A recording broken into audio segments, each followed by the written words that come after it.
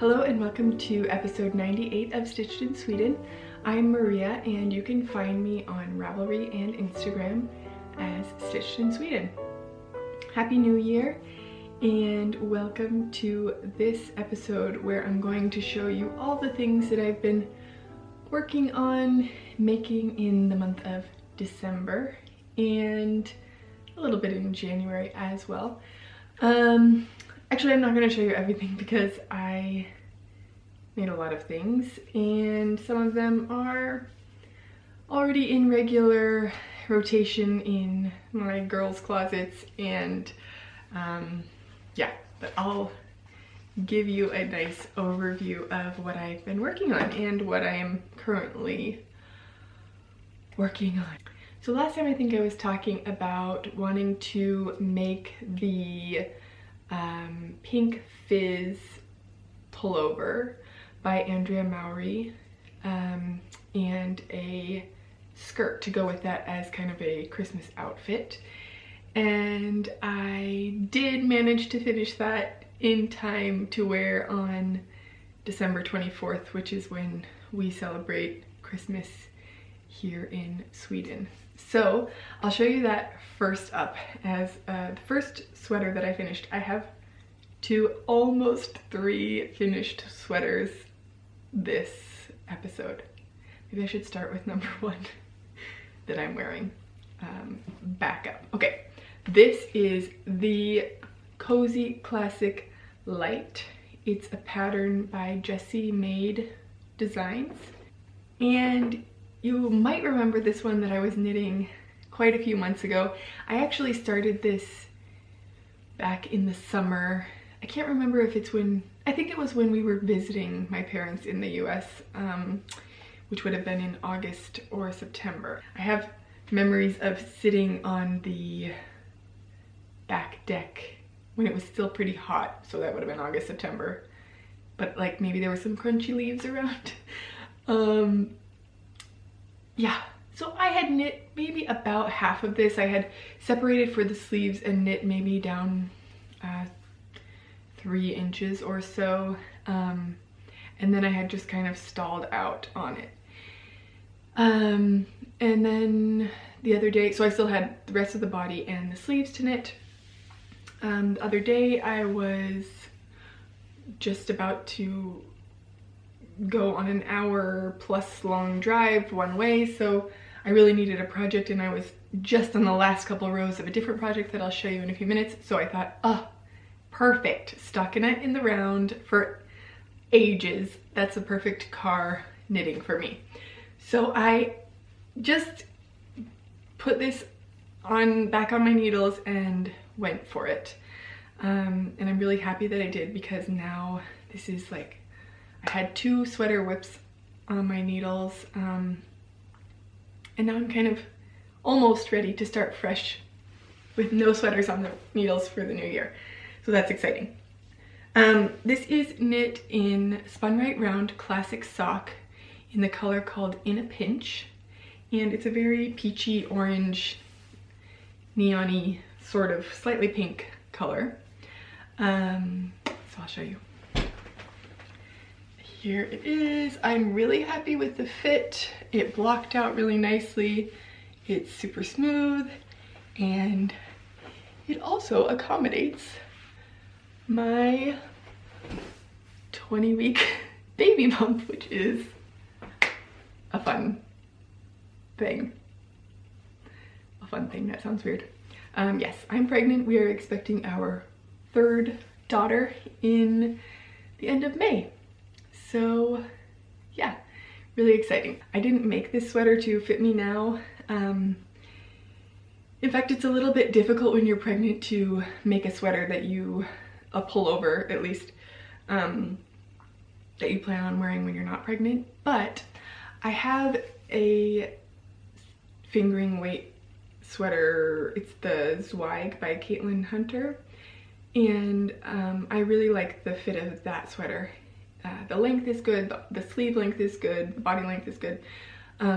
So I was using that as kind of the reference point for this one as I was making it. So I knit the body of this one to the length of that sweater rather than trying this on and seeing if it was a good length, because you don't know because of the extra fabric in the stomach area. So yeah, I'm so happy with this. I'm so happy it's finished. It makes me want to cast on another one, even though this one took months because it got put aside for so long. I'll tell you a few things about it that I did. I don't know exactly what it tells you to do in the pattern, but I used a long tail cast on for the neck. Originally I did a tubular cast on, or the Italian cast on, which is my preferred method, but I think for this one, I noticed in some of the Ravelry pictures people had that the neck on some people's was quite stretched out, and when I did the tubular cast on at first and knit the ribbing, I was worried that it was going to be too stretchy of a cast on, so actually having the extra edge of the long tail cast on was going to add just a little bit of extra structure and stability to the neckline of this. If it does get stretched out, this is the second time that I've worn it after blocking, so if it does eventually get stretched out more, I will add a bit of clear elastic onto the inside of the ribbing here, which will help the neckband stay where I want it to be. But right now I'm happy with it. I did do the sewn bind off, which I think is it also the Italian bind off? It's really my favorite bind off because you do it all on one needle. So I used to do tubular bind offs where I would move half the stitches to another needle, and then you would hold those two needles parallel to each other and do kind of like a Kitchener stitch across them. And this is basically still doing a Kitchener stitch, but you do it all on one needle. You don't have to separate the stitches. It just goes a lot faster, and I really like it. I also have found that I used to do 2 to 3 rows of slipped stitches before I did a tubular bind off. And also, like, directly after I did a tubular cast on, I would do slipped stitches where you would, you know, if you're doing 1 by 1 rib, for example, you would knit the knits and then slip the purls with the yarn in front. And then on the next round, you would slip the knits with the yarn in back and purl the purls. And I used to do 2 or 3 rounds of that kind of setup for tubular bind off or cast on. I don't do that anymore, and I find that I like the finish more without it because it's stretchier and it just makes a really nice finish. You can see here that just kind of, you know, it rolls over. There's no hard edge, as opposed to the neckline, which, as I told you, like, I kind of felt like I needed that edge. I don't know if you can see the difference there. There is a little edge. But anyway, I was a little bit worried that the dye lot, you can definitely see it a little bit. I had 3 different skeins of yarn that I used for this sweater. I started with the first one and knit their top raglan part, you know, held the sleeve stitches off, and then knit a good part of the body with the first skein as well. When I had, I don't know, 20 grams left or 15 grams left or something of the first ball, then I started doing helical knitting to incorporate the second ball to make sure there wasn't a hard line. Then, of course, like, I guess maybe I haven't knit with hand-dyed yarn in a while. I don't know. I wasn't thinking about the fact that maybe I should have saved some of the first skein to be able to do the same kind of fading, incorporating a different ball of yarn for the sleeves, because then, of course, when I was ready to pick back up the sleeve stitches, that was a hard line because I didn't do any kind of fading or alternating skeins. Yeah, you maybe can see it a little bit, but I think that actually in the blocking, washing phase, that it more or less evened out. And the bottom, yeah, it looks really even on the camera. The second skein started around here-ish, and it was a little bit darker than the first one, but yeah, super happy with it. And I'm tempted to cast on another fingering weight sweater because there's just something so nice about a fingering weight sweater. It's light, but it's still warm. So like we went skiing the other day and I had this sweater actually underneath like a worsted weight cardigan. And then I have, I just have like a camisole tank top underneath this. And that was really nice and warm and cozy. So yeah, I'm tempted to make another one. I might do, maybe I would do the sleeves a little bit differently. I like these sleeves, they're fitted, nice. It's just really perfect to make. So I actually finished this one like on January 3rd or something, but back in December, I finished the Pink Fizz pullover by Andrea Mowry. Pink Fizz, it's funny because I always want to say Peach Fizz because Peach Fizz is the Pantone color of the year, which is kind of this color. So I just get it in my head that this one should be Peach Fizz, but it's Pink Fizz and I knit it in green. I knit this sweater in Pearl Soho Good Wool, which is a DK weight yarn. It's 100% Highland wool, I think. And this turned out really nicely as well. I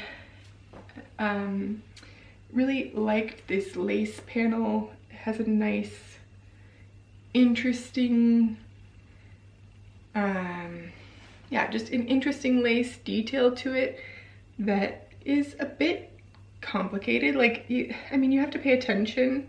It's different every row pretty much. It's not intuitive, but you can also, you know, you see where you are sort of in the pattern. I believe I knit the smallest size of this pattern because I wanted a little bit less positive ease than she calls for in her pattern. And yeah, it's really warm. It has a split hem detail that's nice. The back ribbing is slightly longer than the front. And I can see myself knitting with this yarn again. In fact, my parents are coming to visit in just a few days, and I actually ordered 2 more sweater quantities of the Good Wool from Pearl Soho while it was on sale at Pearl Soho, 25% off, so it was a really good deal for a sweater. They're 100-gram skeins. I think they're usually around $16 or something, so they were like $11 each, so $33 for a sweater is pretty good for me. I used 2 and a bit, like almost 3 skeins of this yarn. So yeah, not much more to say about that one. I wore that on Christmas Eve, as I said, and I wore it with my skirt that I made out of this beautiful fabric from Liz Taylor. Liz Taylor is a Parisian fabric designer. She also, I think she designs knitwear as well. I know she sells her own yarn line. She has buttons and threads and everything that like match her colors exactly, so it's really, they're really nicely coordinatable and beautiful. So I made basically a straight skirt that has a slit up to just over my knee. This was with, I had 93 centimeters of fabric. I did a elastic waistband that's about this wide. This is a viscose fabric. It's the full width of the fabric, and I just sewed it up the side. I overlocked the edges on the seam that I sewed, and well, first I overlocked each of the edges separately, and then I sewed them together on my regular sewing machine so that I could also press the slit seam and top stitch that nicely. I wore this over my bump with my sweater kind of tucked up in the front. I'll put a picture of the kind of final outfit here, and I had a long-sleeved Nico top, which is a turtleneck top by True Bias that I wore underneath my sweater on that evening, and that worked out really nicely. One of the things that about this pregnancy for me has been that I was extremely nauseous in the first 14 and a half weeks, and that has not been my experience previously.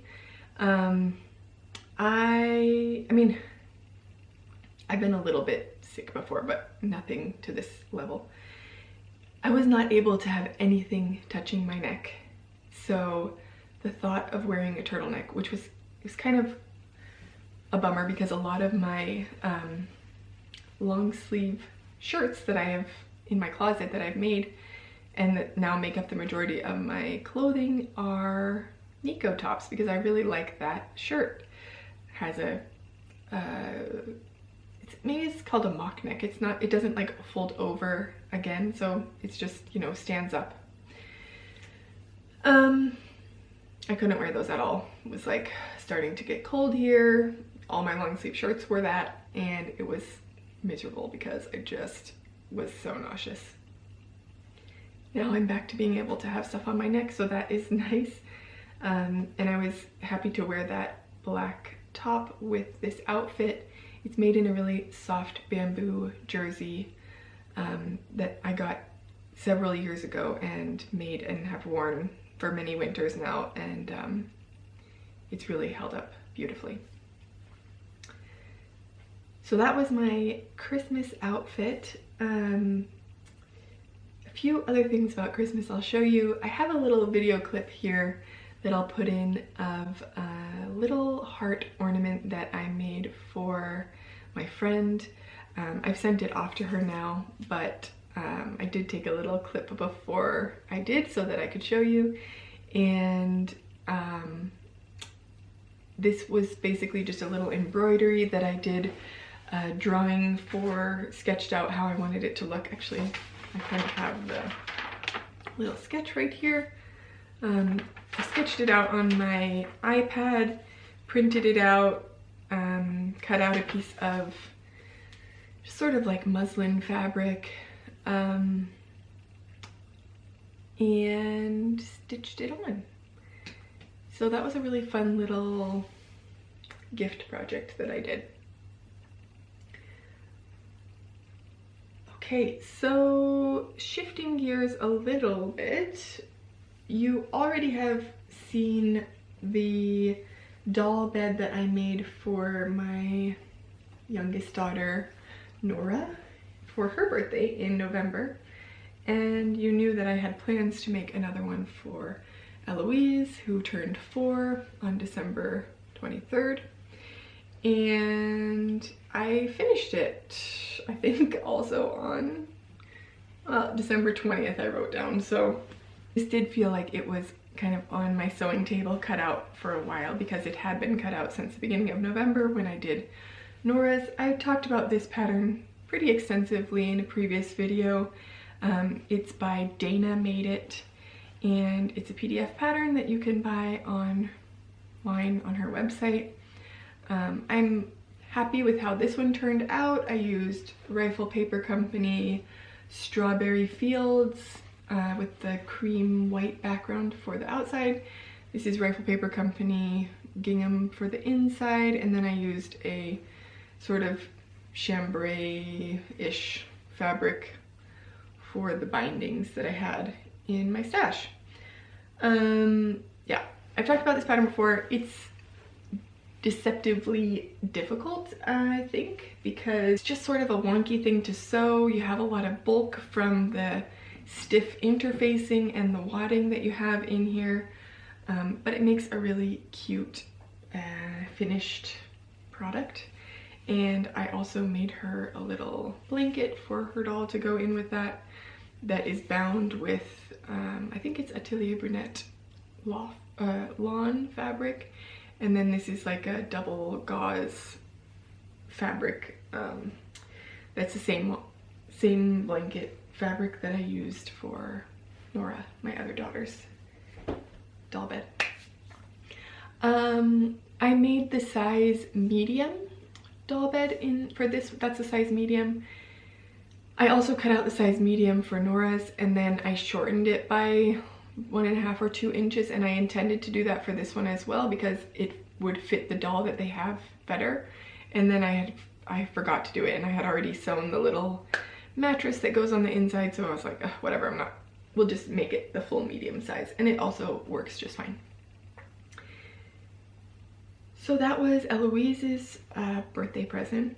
I also made her a dress for, I didn't give it to her on her birthday. I just gave this to her kind of in early December. It's a little bit dirty right now, but I'm gonna show it to you anyway. And I have a dress like this for Nora too, which is over there. It's 90% sewn and it's not finished. Nora's is in a emerald green, forest green, I would say. And Eloise's is in this eggplant purple. I made this pattern, or this dress is based on the Lowland Kids curved tee top. Any t-shirt pattern will work. I just shortened it significantly and then made a gathered skirt. I just measured the width of another dress that Eloise had. Like I measured the width at the bottom and then made a rectangular piece of fabric that was that wide, you know, times 2, so it was the full circumference, and then in a length that I thought would be good.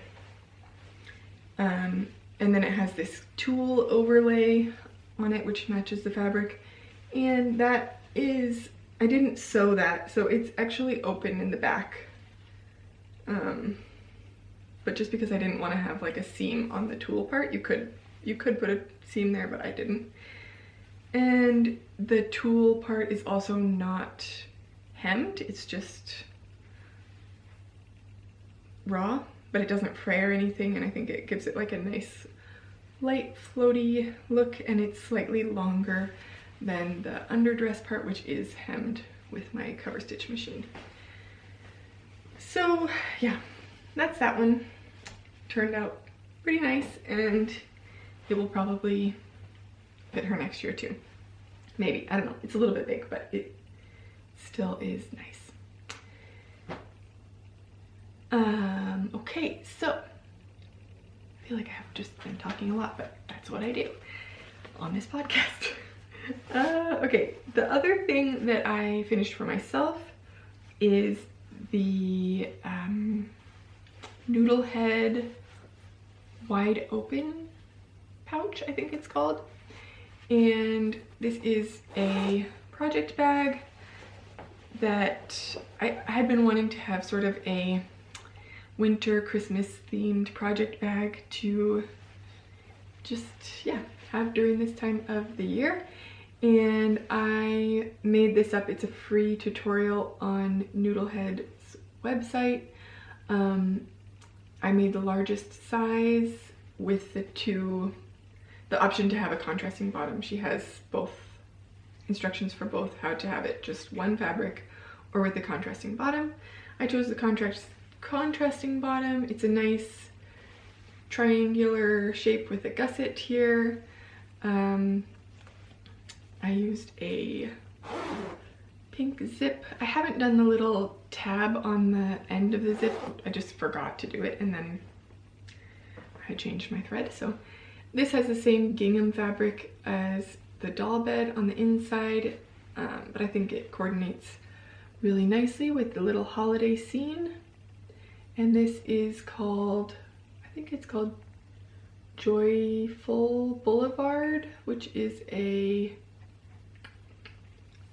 fabric in a Christmas collection from Art Gallery Fabrics.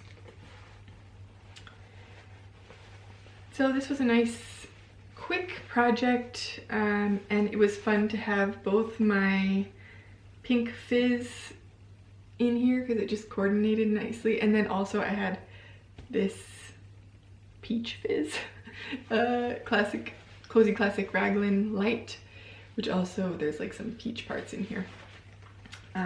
So yeah, not that your project bag has to match your project, but it was fun that it did. My last knitted finished object is the Ira hat, which is a pattern that comes from a Finnish designer, Leini Hoimela. It comes from this book called Urban Knit Easy, and I actually bought this book when we lived in the US. I think I got it from Fiberspace online. It was a little bit tricky to find it in the US, I remember that. But this is a really beautiful book. It's more readily available if you are in Europe. It says effortless and modern knits, and there are quite a few patterns in this book that I am excited to knit. This one that I knit is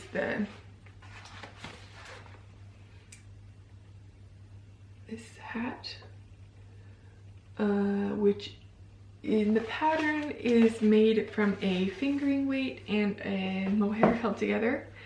I knit it using a sport weight and mohair held together. There it is. The sport weight yarn that I used is Camellia Fiber Company. It's the Merino Sport, 100% merino wool, 325 yards. So I think this, yeah, and it says Merino Sport. I just read that. This is the color Terracotta. For the mohair, I used Knitting for Olive soft silk mohair in the copper color, and I'm really happy with how this hat turned out. It comes in 3 sizes. I knit the smallest size. Honestly, when I knit hats, I don't gauge swatch, which sometimes works out in my favor, or sometimes it works out okay for me, and sometimes it does not. In this case, it worked out really well. I would say that I have more to a medium large size head, but because I was doing a sport weight paired with the mohair, lace mohair, I decided to knit the smallest size and just hope for the best. I have, you know, 2 girls who have smaller heads than me, so if it didn't work out, also Thomas, my husband, has a smaller head than me, so he could also have this if it didn't work out for me, but it works really nicely. I suppose I will put it on. I don't like wearing hats. It messes up my hair, squishes my curls out, but it's not really an option to not wear a hat here in the winter because it's really just cold. I like how this one has a little bit of height to it and this little ski slope. It's comfortable, it's warm. It does still squish my hair, but I have to wear a hat, so that's that one. Thomas really likes it, so actually I have picked up some Sandnes Garn Sunday in a forest green color, which I'm going to get a mohair to pair with, and then I'll make him one, which I'll probably make the size medium since I'll be using a fingering weight yarn, and then it will probably come out to be a similar size as this one.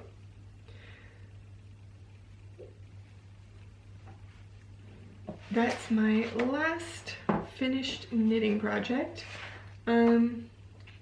Yeah, this book is just really beautiful. I'll show you the original pattern that I was interested in knitting, which I actually haven't even knit yet. This one is like a snood, or I think you call it a dicky. Awkward. That's a really beautiful pattern. I have also knit, there's just really pretty patterns in here. And it's a really nicely styled book as well. I'm interested in knitting this brioche pullover.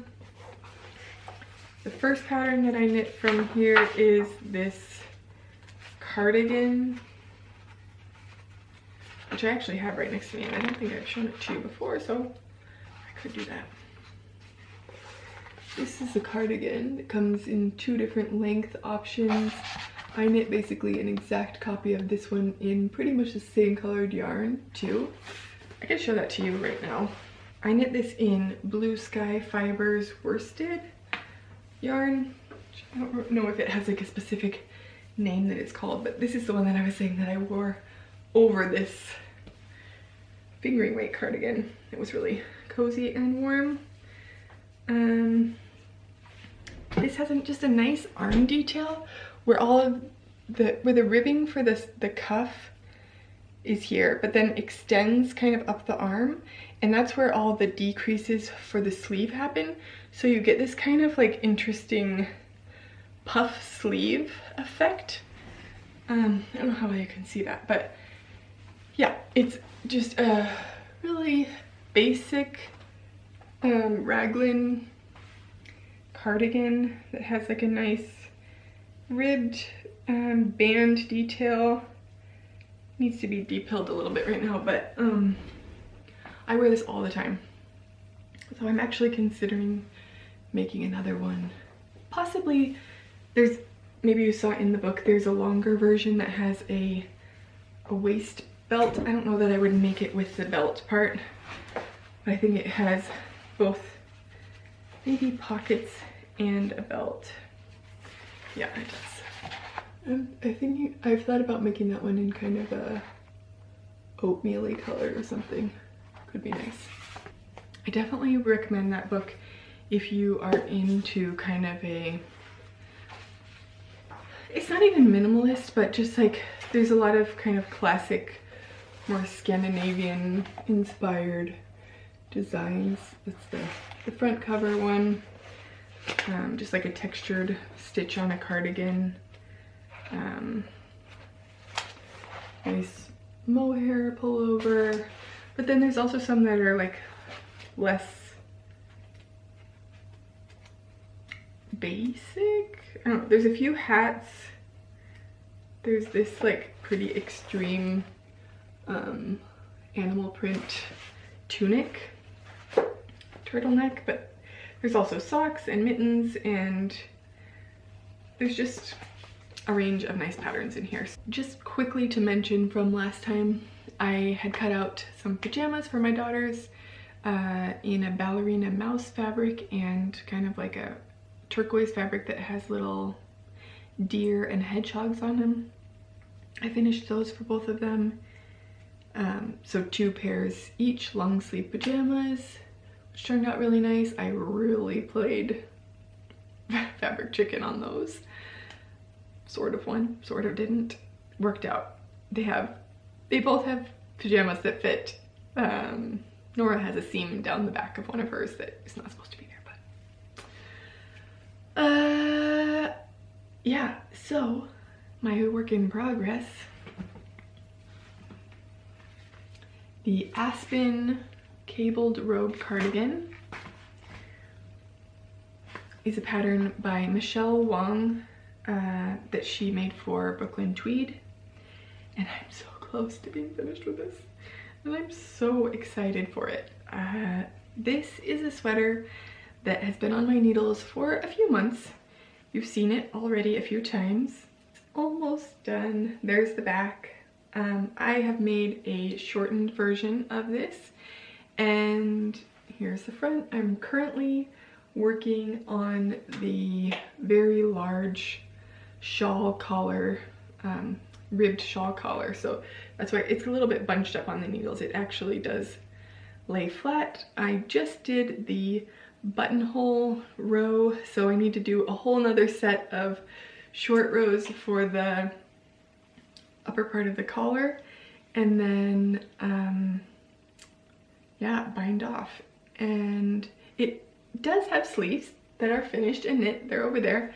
I knit the sleeves first, They're not seamed yet, but I wanted to do the neckband collar before I attach the sleeves, because I find that doing the collar can be a little bit painful on your wrists because you're working on usually a small number of stitches. Now this has like the whole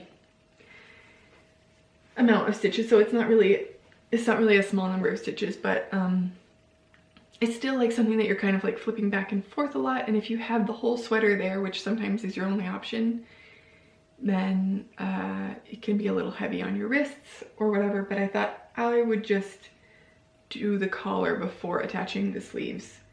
Because this is a seamed cardigan, I have that option. You could also do that if you were knitting a sweater, you know, top down in the round or something. You could do the neckband or collar or whatever before you would knit the sleeves. Same principle. I don't know if I can try this on really. We'll give it a try.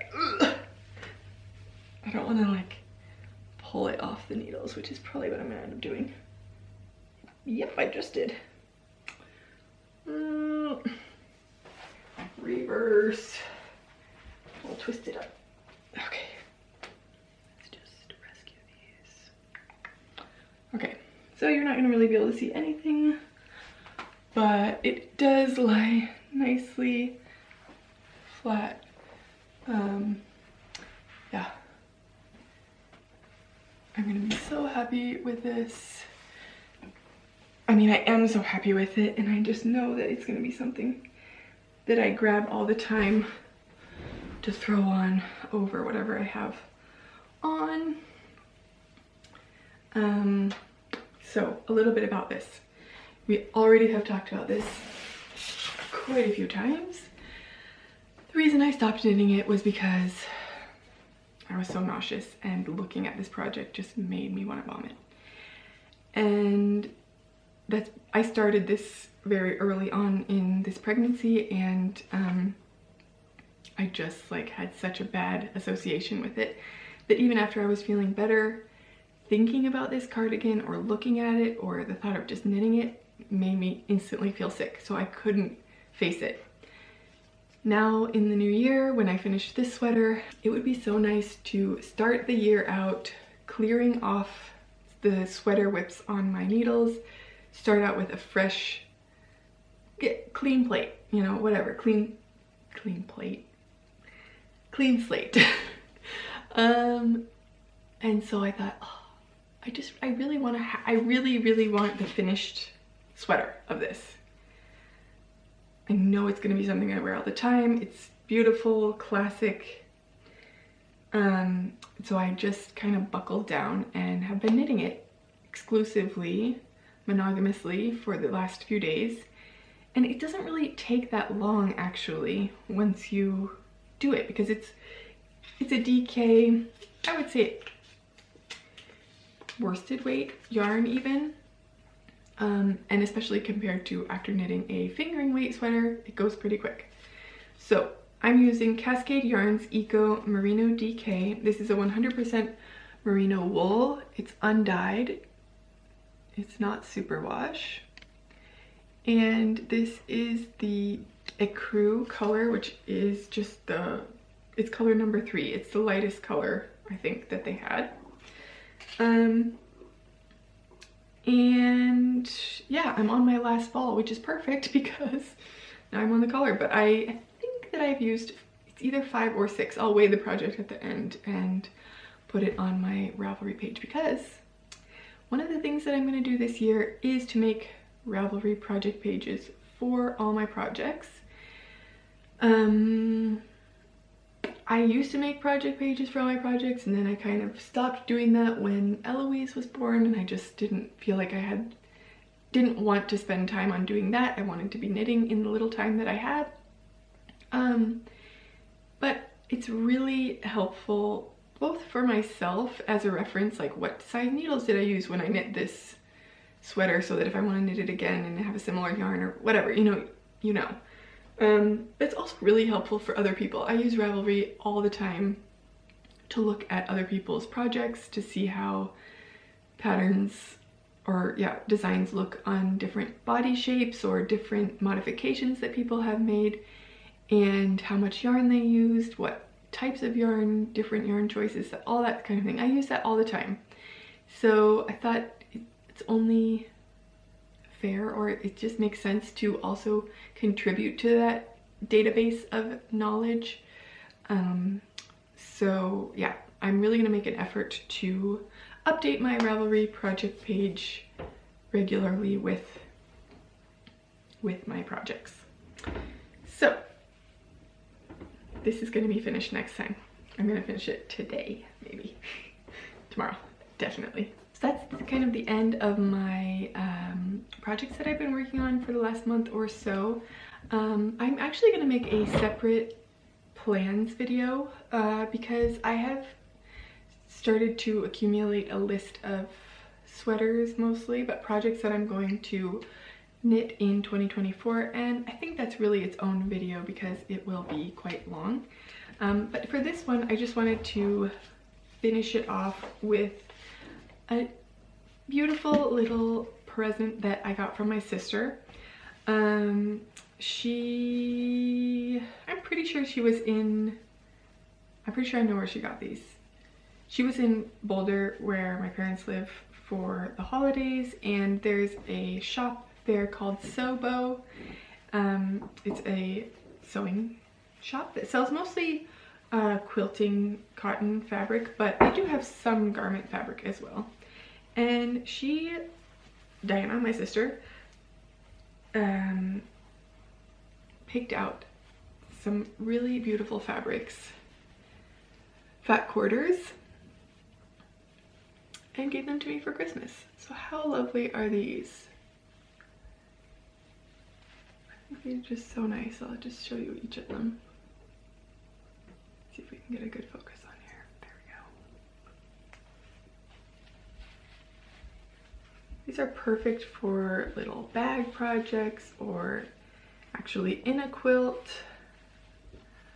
little pockets or linings of things.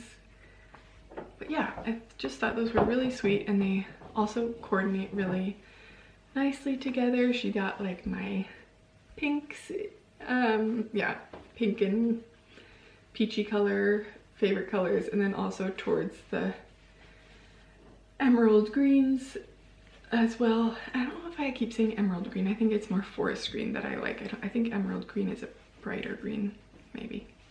I don't know. And then also 2 packs of cotton labels to put in your, I usually put these in my sewn items, but you could also sew them into knitted things.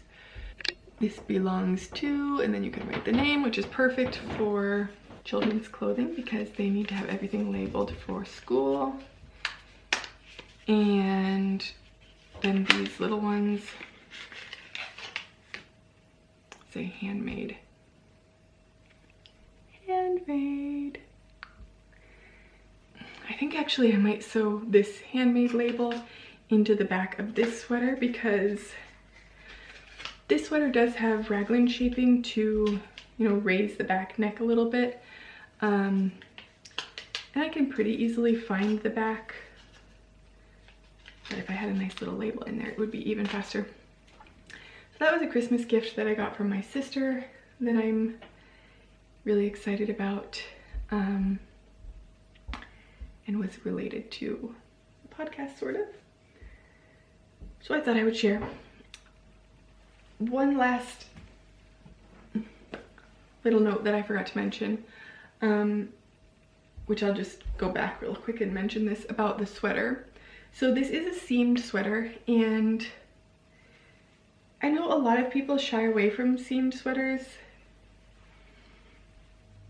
I think I have maybe also, like there is something easy about a top-down, all-in-one piece kind of construction.